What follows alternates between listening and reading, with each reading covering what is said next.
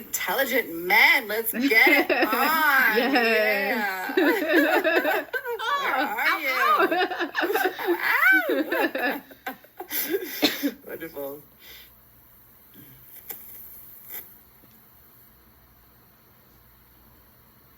Hello, and welcome to another episode of the Ecstatic Woman podcast, where we activate and inspire women in their power, in their authenticity, and in their bliss. I'm your host, Alara Sage, and my fellow ecstatics, it always feels like there's a small pond of men out there, and particularly the ones that are like, we really want, like, let's get real, right? The ones that we feel like are available to us in our femme power and the fullness of who we truly are in our authentic selves. And this is really understanding how to attract those men that are emotionally available and perhaps repel those men that are not. And we're going to have such a delicious conversation today with my wonderful guest, Mary Mack, who is an intuitive healer and feminine energy coach with a passion for guiding high-achieving women towards breaking free from their own limitations and fully embracing their true essence. Perfect guest for us here. Mary, thank you so much for being here today. Thank you for having me, Alara. I am so excited for this conversation.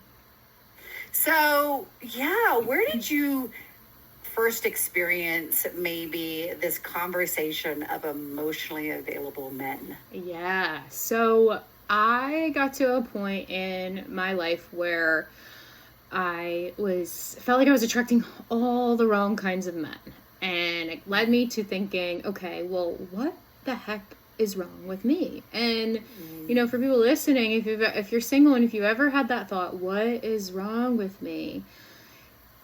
It can be very eye-opening in a sense, and to the point where I started to say, okay, there has to be a theme. And I'm looking at the kinds of men that I'm attracting, guys that would say, oh, you're too much, or I would think everything was great, and then all of a sudden they would ghost me. So it got to this point in my life where I was just not attracting good quality men, and I didn't even really understand what emotionally available men was or what emotionally unavailable men were, and that's what I was attracting. And so it led me down this journey where I realized that, and this is also how I guide and I teach my clients, is the types of men that we attract in our lives and the types of men that we're willing to accept as a direct reflection of ourselves. And that led me to this place of, oh my God, I'm emotionally unavailable. I am so scared of my emotions, and especially around men, which I'm sure we'll dive into, which stems from childhood. But even just at that season of my life, even if I was around my dad and I felt myself getting emotional, I would bite my tongue so I wouldn't cry, because I thought emotions and expressing that was weak. So it all started, Alara, from that season of my life. I love that so much. And I really hope the audience really heard you say, in the awareness of self, right? That like, wait a second, there's a pattern here. Like, this keeps happening. So what am I putting out? What is that vibration? Yes. What are those belief structures? What are those trauma? Whatever it is. And, it's so beautiful when we have that awareness, because some people say like, oh, like it's all about like our faults or our, traumas. But really, when we have self-awareness, it's about empowerment. Yeah. Because if we're just thinking the issues are the men, where is our power in that perspective, Yes. right? Then you're just like, there's no good men out there. Gee, bummer me, right? Whereas if you say, oh, I'm the one attracting these particular men, therefore I get to change something in myself and attract the men I really want. Now you're in your power, right? Yes, exactly. It's so empowering, because that version of Mary, I didn't trust men. I was so scared of men. And of course that was going to be mirrored back to me. And I had a deep belief that there wasn't any good men out there. And why would they, if there is, why would they even want me? That was playing really deep in my subconscious. I love how you saw that version of Mary, because it's like we have version 1, version 2, like we keep upgrading and up leveling and getting better, truly. So kind of taking it back, why do you think there are emotionally unavailable people, including ourselves? What creates that? Yeah, that's a really beautiful question, Laura. We as a society, we have never really been taught how to navigate our emotions. And if you think about it, it's, look at a great way is to also look at, because it's passed down from us. So if you feel like, okay, I'm attracting emotionally unavailable men, or, I know I have some walls around my heart, look at how your parents were with your emotions. And if your parents weren't in your life, you're your main caregiver and provider, and it goes back from generations so to their parents and then their parents. And so I believe a lot of us are emotionally unavailable because we really aren't taught how to just take a moment and to sit with our emotions and to understand that, okay, it's okay to feel how you're feeling, but let's also, then it goes into communication. Then let's also make sure we're communicating this. And a lot of people, they don't know how to communicate when their emotions are coming up. So they shove them down and they suppress them. And then oftentimes that comes when they have to come out. It's like if you're trying to push a pool floaty underwater and you keep pushing and pushing and pushing it down, it's just going to have to keep coming up. And for me, that looked like I would have these outbursts. I would burn bridges, whether it was with opportunities, with people, and it was all a form of self-sabotage. But it was because I was so disconnected from my emotions. And the last thing I'll share, Laura, to answer your question, also, I feel people are disconnected from their emotions because it requires patience. It requires wanting to deeply understand someone. And if we don't deeply understand ourselves first, it's going to be really, really challenging to then do that for others, but then also have the patience while they're figuring out their emotions and managing them. Yeah, that's such a beautiful point, the patience, and particularly when other people are in their emotions, not taking it personal, right? Holding that space. I'm teaching my 11-year-old this right now because he tends to be very, very gaiety, like positive energy, and he blows through his own internal flags. And then what happens, like, for instance, he was leaving for a week to go to Washington, D.C. with his school, like no parents, right? Like big deal for an 11-year-old. And I could feel it coming on. He was just, so happy and everything. And I was like, okay. And then pretty soon it's like blow up, and it's all about his brother, and he's pointing the finger, and it's about Legos. And I said, Willie, sweetheart, this isn't about Legos, yes, because we were talking at first. I just like, tell me what's going on, like Legos, and it was all like superficial, and I couldn't feel any depth to what he was saying. And I said, this isn't about Legos. This is about the fact that you're leaving tomorrow. And oh my God, he just like exploded, and he was like, after he came down, he said, yeah, that's exactly actually what it was about, And, I definitely wasn't taught that. It was like, if you're being cranky or, whatever, like moody or whatever, it's like you just get told off. Yeah. For having those emotions as a kid. And so I learned to, like what you were saying, like bite my tongue, hide my emotions, or I would just go off. And so I learned anytime I had emotions that I had to remove myself from the circumstance, because I couldn't be in this with other people like that. That wasn't okay. So I want to go like with your father, because I feel like when we're dealing with men and relationships, our relationship to our father is a big deal, right? So can you tell us a little bit about that, biting your tongue, and how that showed up for you as a kid, and how you think that came into your attempts to find a emotionally available man?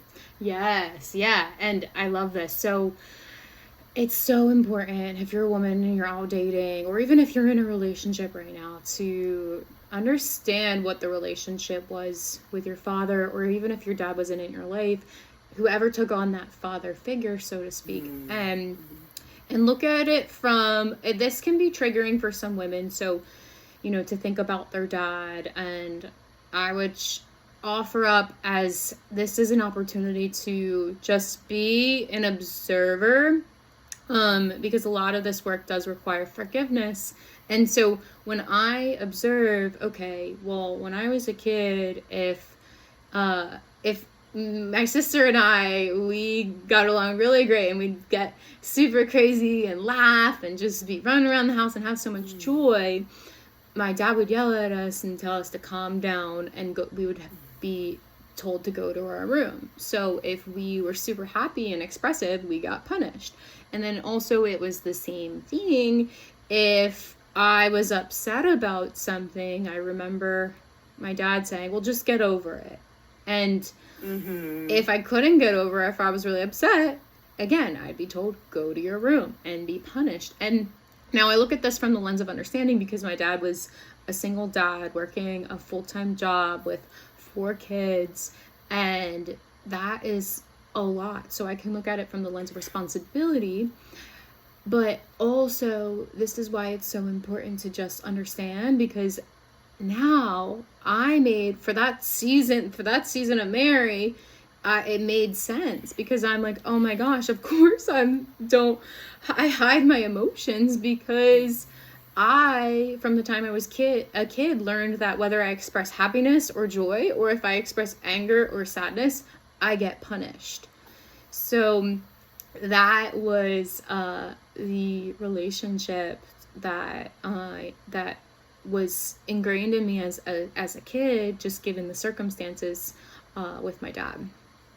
So powerful, right? That it was both super happy or upset, angry, whatever, that both of those were, squashed. And it's such a beautiful level of awareness. And so just to help the audience in crystal clarity from that version of you, and the walls that you built around because you didn't feel safe in your expression of your emotions, can you explain how that translated to attracting emotionally unavailable men? Yes, yeah. So I would attract, it translates into attracting emotionally unavailable men, because the men that I was attracting were a mirror of what I knew, what was familiar. So to me, I grew up familiar with an emotionally unavailable dad who was very set in his way. It was his way or the highway, so to speak. And so that is what I knew as a child. And so I'm now dating from this inner child, this subconscious lens of saying, okay, well, a normal man behaves this way, where they really are not caring for me for the way that they should care and love and show respect. And so understanding that when you are out dating, until we really heal and until we really become aware of these patterns, it's going to show up. So even when when I'm still realizing, okay, I am shut off from my emotions, I would then also attract men to validate, yeah, see, it's not safe for me to open up or be vulnerable and share, because look, if I open up and be vulnerable and share, this was a belief that I had in my subconscious that men will leave me. And so then I attracted that. So it's really important to look at what are the types of men that you're attracting, and ask yourself, okay, well, what could this be reflecting internally about me, and why am I attracting to this? What are my beliefs? Because the next stage is to then, which I'm sure we'll talk about, heal and understand what is a secure relationship and what you should be looking for. But yeah, it was definitely attracting a lot of men who would mirror these beliefs of, see, you're not good enough, men don't want you, it's not safe to be vulnerable. Yeah, it's so incredible, isn't it? Because we have for most families, we have the mother and the father. But regardless of what that looked like for the audience members, if you had just one parent, they have to play some level of both roles of mother and father. And if it's a man, he may not play the feminine all that well. If it's a mother, she may not be able to play the. It doesn't. They're not going to be able to play both to the full expression of it. So regardless of whether, you had a mother and a father or you had just one, it's so interesting how we say, okay, this is what the feminine is, and this is what the masculine is based off of. This is my mother, and that's the feminine. This is my father, and that's the masculine. And we get so programmed into understanding that's believing, I should say, that's what that is. And I find that people either attract that level of comfort, like they say. I mean, they literally say you marry your father. I mean, that's a heavy statement. Yeah. Or people tend to do the opposite. Yes. Right? If like whatever their father was, they'll be like, I don't want that. And so they'll look for subconsciously, like whatever the opposite of that is. And so, yes, the awareness is so powerful. And just diving into that a little bit, how do you suggest, how do you start with that awareness of the father and what we're attracting in a relationship? Yes, and I love how you put that, Alara, because that's exactly how I say it. I always say the apple doesn't fall too far from the tree, so you either go with what's familiar, or we tend to rebel and do the complete opposite. And so one of the things, at least for me, and this will tie into your question, is I really realized at a moment, okay, I had to bring myself back to that little girl, that little version of Mary, because I'm sure your listeners know this, but from the time that we are in our mom's womb until we're about 7 years old, our subconscious is wide open. So, and as kids, we're making everything mean something. So because my dad was a busy guy and I was the youngest out of 4 kids, I made that mean that I wasn't worthy because my dad didn't have enough time to spend and care for me. And as a child, we need our basic needs met. And if they're not being met, then we're going to make it mean something about us. So I made it mean, okay, that I'm not good enough. I'm not worthy.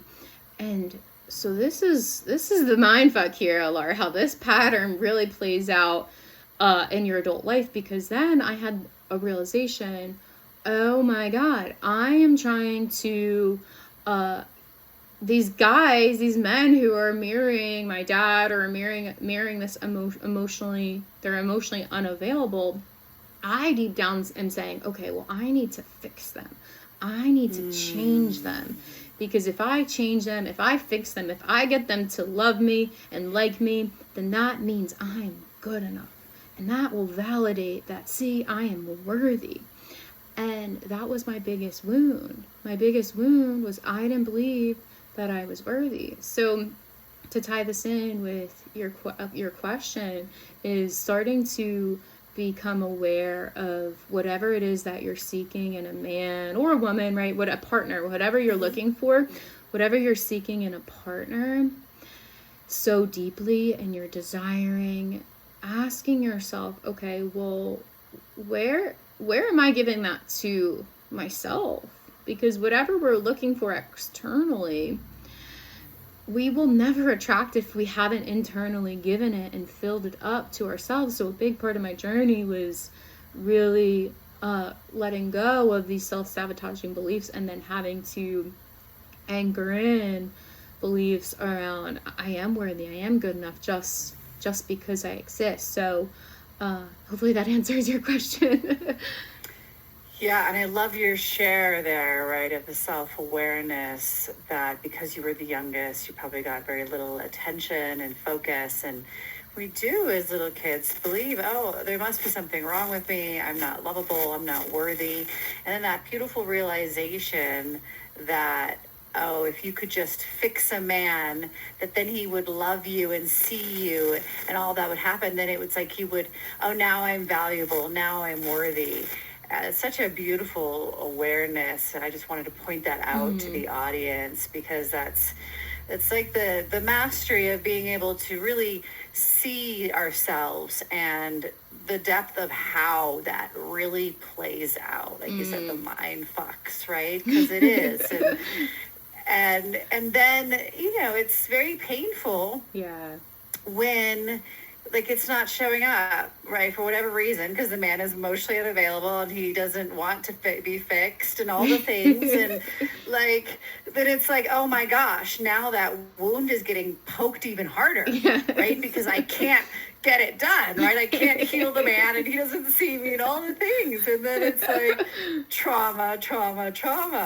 So how did you go about, you kind of answered it there already, but I just want to kind of go a little bit deeper. And what did you do to heal that for yourself, to shift this? Yeah. So I had to get really crystal clear around how I can love myself better. And I had a mentor tell me, well, you really need to work on self-love, Mary. And I got angry at her. I said, I do love myself. But what I didn't realize at the time is we, like you said, to go a layer deeper and to really deepen, we are always growing stronger and connecting with ourselves more. And so loving myself was such a big piece of that, of the puzzle in this journey. Was, okay, what are areas of growth? Where do I not feel comfortable? Well, at that season of my life, I didn't feel comfortable in my body. I didn't feel comfortable with attention. I put on this persona of, I'm this nice girl. I'm this happy, always positive girl, because to me, that then kept me safe, quote unquote. It didn't keep me safe, but because it was holding me back. But and it led me to being this people pleaser. So I had to get really crystal clear and ask myself, well, who is the woman that I want to be? I want to be a woman who is strong and powerful and confident, who will tell you how it is, but also is this soft and nurturing and open. So it really, how I started to then heal now with the self-awareness was to really hone in on that self-love and grow it stronger like a muscle. I love how you started that conversation off, because I speak a lot to denial. Because I've been in a lot of it. And it's so powerful. We can be like, no, that's not, I'm good. Yeah. And like, really, when we deny something, we literally place it outside of our awareness. So we can't see it. It's like, nope, it doesn't exist. And, when somebody says to us, well, maybe you should love yourself more. And we're like, what? No, that's not true. I totally love myself. I mean, that's already a red flag to us, isn't it? But, I've done it so many times where I've denied things, and I've found that the energy of curiosity is much more powerful. Like, is there anywhere that I don't love myself? Yeah. Is there an aspect of my life that I don't hold a lot of gratitude, appreciation, reverence for myself, like your body, or like maybe how you show up in your career, or whatever, and really like being curious instead of that, like, yeah, that's just not true, because it just shuts down the energy, doesn't it, and makes it not available to us. Yes. So after you went through this, what transpired? I love that question. So after I went through this, well, I first off went in, okay, let me the fixer in me, right? Let me heal these parts and fix myself, so then I will attract the right man who will love me and he'll be emotionally unavailable. So at first, Laura, I actually went in with, I don't want to say the wrong intention, but I was still going about it from outside of myself. I'm like, let me fix myself, and be secure and quote unquote healthy, so then I can attract the right man. And so as I'm working on myself and I'm like, okay, is the right guy gonna appear? I was still attracting men who really weren't to my standards, but I looked at that as lessons and opportunities to really start to embody the new version of Mary. So to speak up, to speak my truth, to also then set boundaries, to have to let people down. I had such a big fear around saying no or hurting someone because I knew how it felt to be rejected, so I never wanted somebody else to feel that way. But these were all big lessons and opportunities along the way. So then really what transpired from doing all of this work was, wow, I am now a woman where I can walk into a room, I can light up the room, I can make eye contact, smile with people, but if someone also comes over and starts talking to me and I'm not enjoying the conversation, I know how to set a boundary and keep moving. I also transpired into where I feel safe to be seen. I feel safe to express my joy and express my happiness. And a lot of the work that I had to do around emotions was, okay, let me feel the anger and the sadness and the pain. But then also I did struggle for a long time to actually feel and express the opposite end, that love and that joy and that happiness. So now I get to move through life of the lens of a full embodiment of what that means for me. And embodiment means for me is really moving from a frequency of love, but moving from this frequency that I am important and I'm okay if people aren't okay with me. So it really transpired into me becoming the best version of myself again, I say for this season of my life, because again, I'm like, oh, I became the best version of myself, and then I'm gonna listen to this 5 years later and be like, oh, Mary, you didn't even know. Yes, it was such a journey, and I really love how you brought up how in the process of it, right, you were still attracting the same men, and that was an opportunity. Because we tend to have this, well, I'm doing the work or I'm doing the things, like show up, and then if it doesn't show up, we get discouraged and oh, this isn't working. Instead of, as you did so wonderfully, this is an opportunity, right, to have my boundaries. And I really want the women to hear this, because after my divorce, I started dating again. And it's just interesting how there's a lot of misrepresentation online. And I would show up to some of these, meetings, and I was like, wow, no, right? And there was no part of my body that was saying yes. And so I just said, I'm really grateful for your time and that you came and met me here today, but this isn't going to work for me. And so I need to just let this go. And I walked out on several dates right off the get-go, like maybe 10, 15 minutes in, like, no, this isn't working. Like, I'm going to go now. And I really just gave myself permission to do that. Yes. And, did I hurt somebody? Maybe. I tried very much to be very compassionate and really speak from my heart, because I was really grateful for their time. I was really grateful that they showed up. Absolutely. And simultaneously, I'm not going to sit there when I'm not having fun, I'm not enjoying myself. This is a big effing no for me. Yes. Just to people please, because I too was a people pleaser. Yes. So this is me saying, like, I'm not going to do that anymore. I get to just say no. Yes. So I love how you brought that forward. I just want to empower the audience to be like, you can do that. You can say it from your heart. You can still draw that very clear line in the sand and turn around and leave. Yes. And what that does for your own conviction of yourself, because that's self-love, isn't it, ultimately? And it's that, I do love myself. I love myself so much that I will not put myself through that, right? That's love.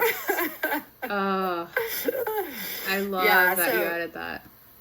I really love that you brought all of that forward because I feel like it's so important to really see the full story. So we've talked a lot about your experience with it. What has been your experience with helping other women through this? Yeah. So other women, helping them through it, I tend to attract, women who have a similar journey as me.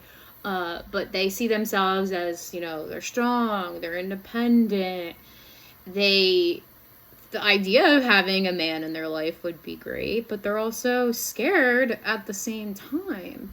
And a lot of these women, to put a term to it, it's like, oh, I have commitment issues. Like, I'm just too committed. I'd rather work on my business, or, we can also get so attached to, working on ourselves in a sense that we just shut off from other people.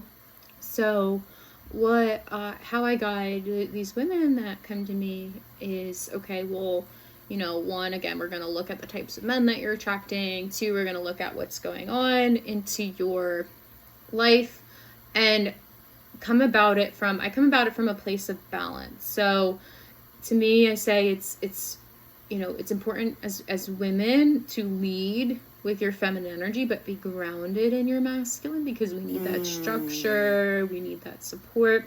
So the first thing that I do with women is we actually look at their masculine energy first, and we're going to look at where they're not feeling safe or what their beliefs are around safety, and really hone in on their foundation. Because if you're a woman who is hyper independent, who is, maybe competitive, you like to take on a lot, right? You have big goals and big dreams, but we're going to look at your energy, because most of the time you are moving from a place where your masculine energy needs healing first.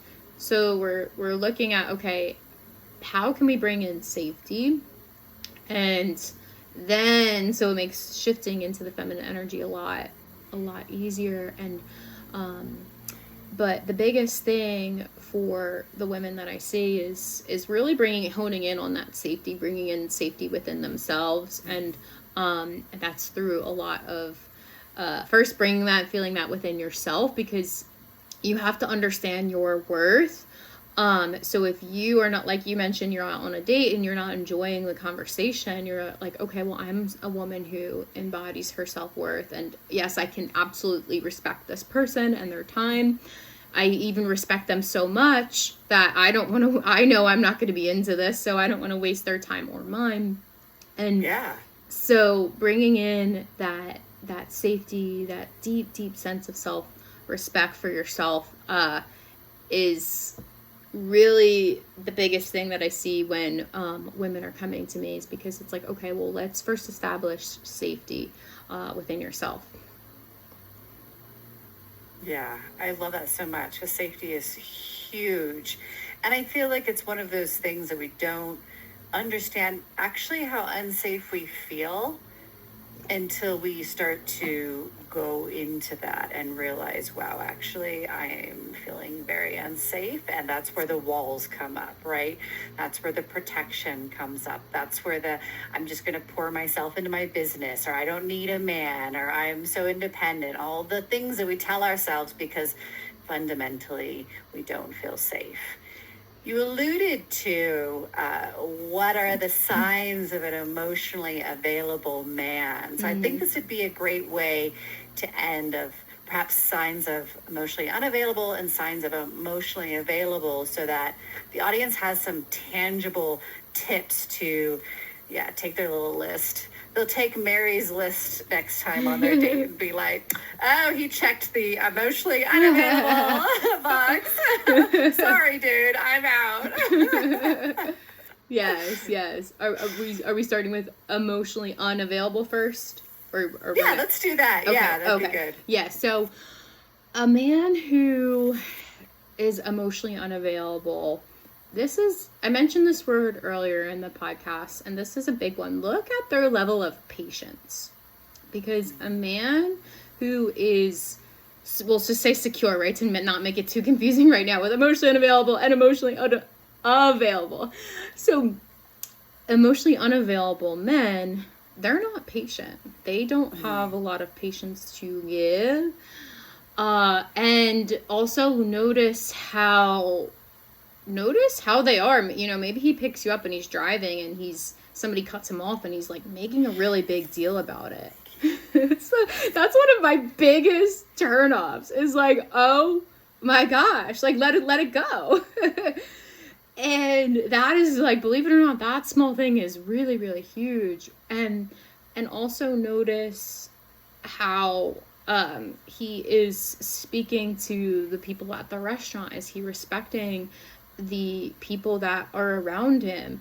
And also the second part is to really also notice how you're feeling. Do you feel like you are shrinking inside of your body? Do you feel like you are like, you feel it in your gut? You're like, something's not right about this dude. And so to just really take a moment to tune in with your body. But those are the three. There's so many, but those, just to have some tangible things for your for the list, for people part of this conversation, is to really notice his patience. Notice if the little, maybe he doesn't pick you up and you're meeting him there. Notice if the little things set him off, and then also notice how he his respect for others. Yeah, and I love how you say how he makes you feel, right? Like, do you feel safe? Do you feel like, oh, you're opening up, you're expanding, or for some reason you're kind of contracting and pulling away? I love that so much. Yeah. And to then gear towards the happy middle. So I want to share too about one of the mistakes when I'm like, okay, I'm going to become emotionally unavailable, or I'm going to become emotionally available and I'm going to be vulnerable. So I would go on these dates with guys and like we just met and I'm like, okay, Mary, be vulnerable. Like we're working on this. And I would be like, I would overshare, like sharing, when you're meeting someone, whether it's a potential partner, whether it's a person in your business or career or a friend, you're not going to tell every intimate detail about your life at once. Relationships are an onion. You are peeling back one layer at a time. But it is important to move with that progress. So I went being like, okay, like, let me just tell you everything. And I think a lot of times too, I see this in dating with both men and women, is when we think we're being vulnerable, most of the time you're actually leading with your insecurities. So when I was saying, oh, these are all my vulnerable aspects of what's going on in my life, it was from this insecure place of like, okay, will you love me? Will you accept me? So to then just start to move, it's important to move from a secure place. So, if you're listening to this, start to think, okay, like, what am I in? And again, in this season, we're always, I can't say I'm 100% secure with everything about me in my life, because I would be lying, because we're always deepening the connection with ourselves. So what are you maybe feeling a little bit insecure about yourself? And before you start to make any sort of connections, really welcome that in with yourself. So then when you move into beginning to open up and be vulnerable, it's not from this like place where you're dumping on somebody. It's like, this is who I am. So to then move to, okay, security, attracting. What are some signs that we can look for attracting emotionally available men? Is what I'm assuming you're going to ask next. So it's important to really, the biggest thing that I can say is really to feel in your body, okay, as Alara already, mentioned, is like, do I feel safe with this person? And do I feel safe in my body? But also some ways, some tangible things to look for, again, is pretty similar to the other ones, is, okay, is this man patient? And notice also the mannerisms and the way that the man is moving. Is he really, like, is he moving from a place, where you can you're locking eyes. He makes you feel like you're the only one there. And it's this, and you'll feel that in your body. So definitely look for, okay, yeah, if he is being patient with you, if he is also understanding. And a question to that you could ask a guy is, like, what is a challenge that you have gone through in your life, and that you've overcome, or what lesson did you learn, and just kind of gauge to see. But men aren't going to open up right away, but just kind of gauge to see of like, okay, how open is he into learning lessons and understanding of what he's been through, and really with emotionally available men. Other things that secure guys I like to look for is, okay, are they picking me up at the time that they said they would pick me up? Are they they're not late, there's someone that I can rely on. He says he's going to be here at this time, this place, and he's there. So are they also acting in alignment? Their actions are in alignment with their words, so they're not just saying these things, but they're also doing it. So those are some small things around how actions, and what to notice his actions. Is he planning the next date while you're on that date? Is he also like complimenting you and saying, I'd love to see you again? So those are some tips also to look out for. Yeah, I loved where you said looking you in the eye and making you feel like you're the only person in the room, because that's presence, isn't it? Where somebody is embodied, they're in their body, which you cannot be in your body if emotions are uncomfortable for you. Yes. And so if they are sitting there calmly looking you in the eye, and it like the room melts away, right? And there's just the two of you, and he's able to hold that space with you, right? He's not like looking around, talking about one topic and then switching to another. And, his eyes are darting all over the place, and he's kind of asking you questions, but he's kind of distracted, right? Like, I thought that was a really powerful point. I really love how you brought that in. And I think all of those were really clear, and just like some things, right? Because we don't want this long list. We want a couple of things that we can really remember and grab onto. Otherwise, they will really be taking Mary's list to to the date, writing it on the inside of their hand or something like that. So yeah, that was really beautiful, Mary. Thank you so much. So how can people reach out to you, find you, connect with you? Yeah, so if you enjoyed this conversation and maybe you have some questions, send me a message on Instagram at MaryMC4, and let me know what you took away, or whatever questions that you have around dating and maybe the kinds of men that you're attracting.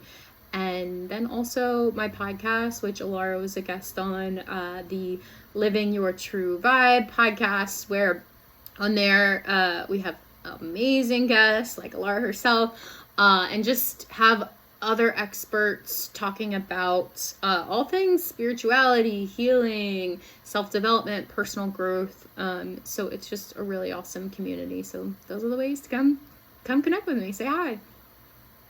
Yeah, so wonderful. And I invite the listeners to do that and to check out your podcast, because we can always have like several podcasts in our back pocket that we're kind of pulling from at different times. And it's so good to hear different perspectives and different people speak, even if they have the same, theme, so to speak. So absolutely. And to the listeners, there are so many women that could benefit from this conversation. I would even dare to say there's men who could benefit from this conversation as well. Yeah. Understanding what it means for a woman to experience an emotionally unavailable man, but vice versa, because it goes both ways. As we both know, I was emotionally unavailable as well.